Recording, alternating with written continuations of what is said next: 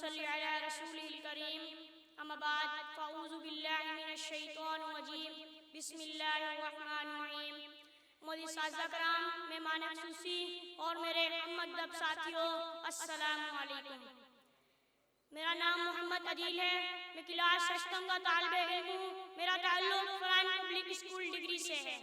صدر احتشام و حاضرین محفل، مجھے جو موضوع دیا گیا ہے وہ ہے خواب اقبال سے تعمیر وطن تک۔ میں اپنی تقریر کا آغاز اس شعر سے کرنا چاہوں گا۔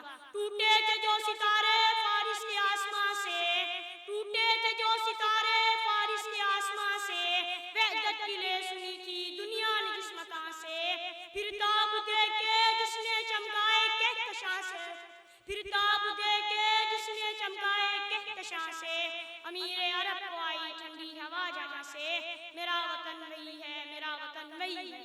جناب اسد، اس تاریخی پس منظر سے یہ بات واضح ہو جاتی ہے کہ ہندوستان کی سرزمین پر اسلامی سلطنت کے قیام کا جو خواب علامہ اقبال رحمۃ اللہ نے پاکستان کی صورت میں دیکھا، وہ دراصل مدینہ سرزمین میں دیکھے گئے۔ مصطفی خواب کا ایک تسلسل تھا، اس خواب کو 14 صدیاں بیت چکی تھی۔ جناب اعلیٰ سن 1930 عیسوی میں اسلامی مرکز کے خطے کے طور پر پاکستان کا تصور پیش کر کے علامہ اقبال رحمۃ اللہ نے قوم اور ملت کی تشکیل کے لیے جغرافیائی وفاداری کا مادی تصور رد کر دیا تھا، اور اس کی جگہ چینی اور مرنے کے لیے عقیدت تہذیب اور تاریخی روایات کو منتخب کیا۔ وہ امت مسلمہ کو ایک نظریاتی قوم کے طور پر زندہ دیکھنا چاہتے تھے۔ اور پھر 28 مئی سن 1937 میں علامہ اقبال قائد اعظم کو لکھے گئے خط میں تحریک بپا کرنے پر آمادہ کر رہے ہیں، اس ریاست کو اسلام کے آئین کا نمونہ دیکھنا چاہتے ہیں۔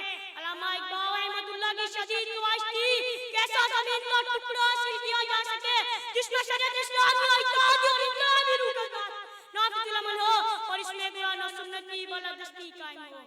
وطن کے برابر باشد بری، وطن کے برابر باشد بری نہیں ہے، نہیں ہے، نہیں ہے، نہیں۔ میرے محترم سامعین، خواب اقبال کے ساتھ ساتھ ذرا یہاں تعمیر وطن کا چہرہ نکھارتا چلوں۔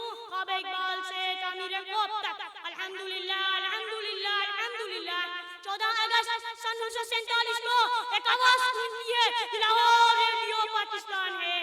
معتدین چاہتے قربانیاں لوٹ مار کر پاتی بلند جذبے اور حوصلے سے قیادت کو مزید آگے بڑھا کے نوجوان بچے بزرگ کامیاب ہوئے۔ جناب اسد، تعمیر وطن کا یہ خواب لولاان ضرور تھا، مگر صدر علی وقار قومیں ہمیشہ قربانی سے ہی بنتی ہیں۔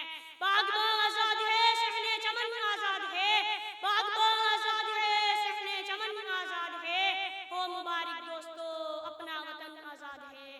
ارے کسی بے گھر سے پوچھو گھر کی قیمت، کسی غلام سے پوچھو آزادی اور وطن کی قیمت، پھر احساس ہوگا جس پاک سرزمین پر ہم رہ رہے ہیں یہ رب کائنات کی بہت بڑی نعمت ہے۔ صدر علی وقار، پاکستان میری زمین، میرا وطن، میری چاہ اور میرا سکون ہے۔ پاکستان کو عظیم تر بنانے کے لیے ہمیں اپنے آپ کو بدلنا ہوگا، اپنی ترجیحات کو بدلنا ہوگا۔ آج آپ حساب لگائیں، کتنی نوجوان نسل بین الملک علم حاصل کرنے جا رہی ہے اور کتنے پیسے کمانے کے خواہش مند ہیں۔ کیوں آج کا نوجوان بین الملک جا کر قانونی اور غیر قانونی طریقے اپناتے ہوئے جان کی بازی تک ہار جاتا ہے؟ افسوس، افسوس میرے پیارے بھائیوں، اگر ہم خود میں نظم و ضبط اور قانون کی پاسداری کر لیں اور قومدار اپنی جگہ ٹھیک کام شروع کر لیں، محنت کو اپنا شعار بنا لیں، تو وہ دن دور نہیں جب قوم میں ایسے لوگوں کی کثرت ہوگی جو مثبت سوچ رکھتے ہیں۔ تعلیمی اداروں میں شعور فراہم کیا جائے، اس کے علاوہ پاکستان لیڈرشپ بلڈنگ کی ٹریننگ میں نوجوانوں کی دلچسپی پیدا کرنے کی ضرورت ہے۔ تعمیر وطن کوئی ایک فردوائی نہیں بلکہ اجتماعی ذمہ داری ہے۔ ایک ہوئے تھے تو بنا تھا پاکستان، ایک ہوئے تھے تو بنا تھا پاکستان، ایک رہیں گے تو بچے گا پاکستان۔ میرے محترم سامعین، علامہ محمد اقبال رحمۃ اللہ کے خواب کی کرنیں ہمیشہ ہماری تاریخ کا حصہ رہیں گی۔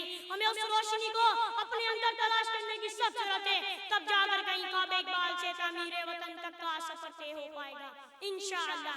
میں اپنی تقریر کا اختتام اس آخری شعر سے کرنا چاہوں گا۔ اٹھ باندھ کمر کیوں ڈرتا ہے، اٹھ باندھ کمر کیوں ڈرتا ہے، پھر دیکھ خدا کیا کرتا ہے۔